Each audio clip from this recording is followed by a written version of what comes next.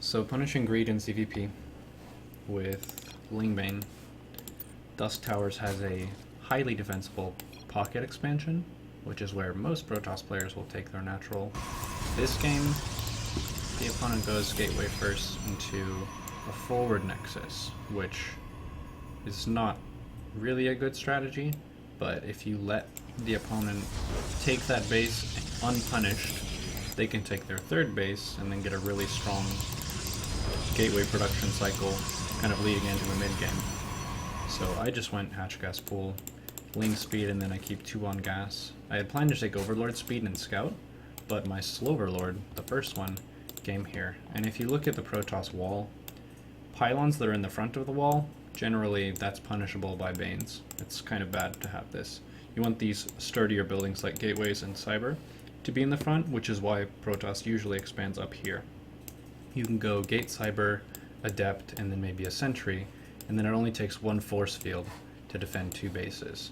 So if they expand down here, oh my goodness, how many force fields? Like 5 force fields to close this off perfectly?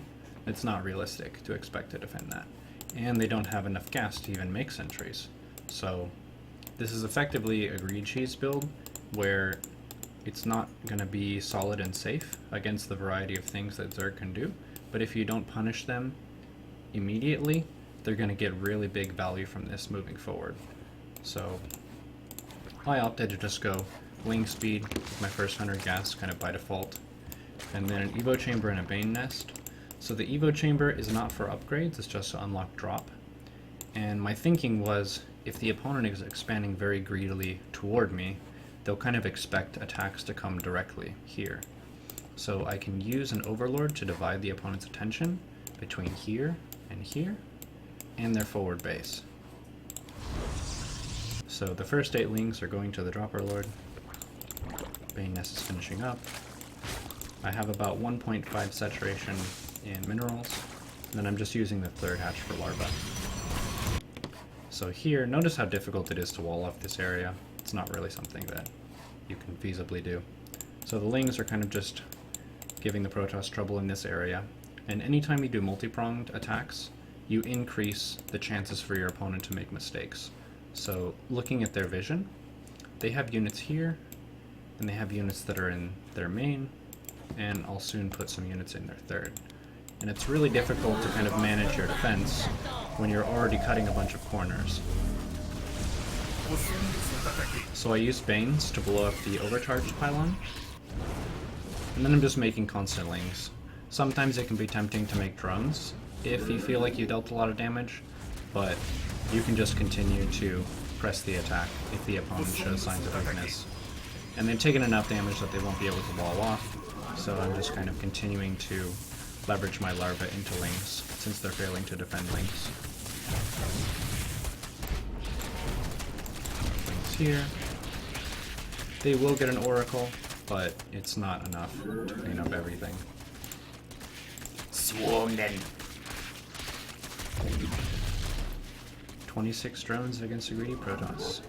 Alpha hatch first open.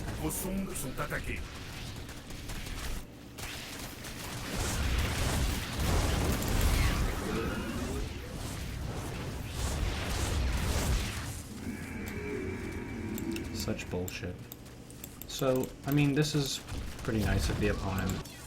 They're indicating that their opening was not solid and safe, and it was pretty bullshit to expect to be able to defend a forward nexus and a fast third without a single sentry. It's okay. Each experience teaches us a lesson. If you try to go for a greedy build, that can be a cool thing.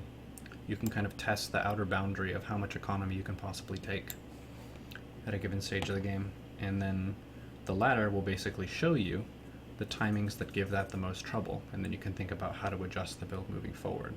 So the attacking opponent who presses through successfully is sort of like the teacher who indicates, hey, this is a weak point. You didn't account for this particular type of attack. So next time, maybe they'll have some adjusted strategy.